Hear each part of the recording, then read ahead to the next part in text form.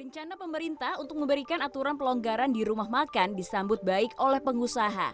Hal ini dikarenakan konsep dine-in atau makan di tempat masih menjadi sumber pemasukan utama bagi sebagian besar pengusaha restoran dan kafe.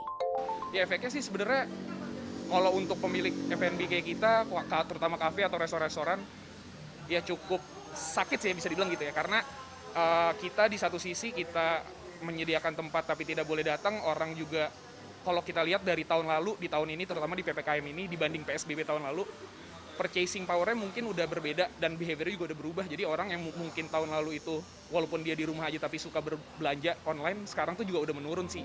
Salah satu kelonggaran yang diberikan, pengunjung yang telah divaksin boleh duduk berdekatan dengan jumlah lebih dari 4 orang dalam satu meja.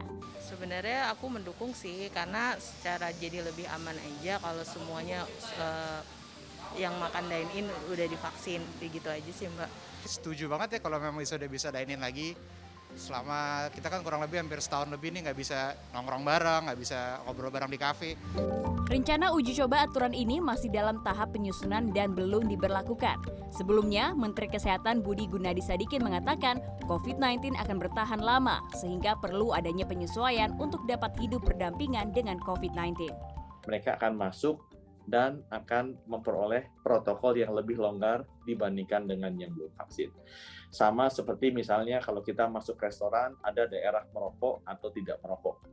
Bisa dibayangkan seperti itu. Jadi kalau yang untuk vaksin, mungkin satu mejanya bisa berempat, bisa selamanya buka masker, tapi yang belum vaksin, mungkin harus satu meja berdua dan ditaruh di ruangan yang terbuka.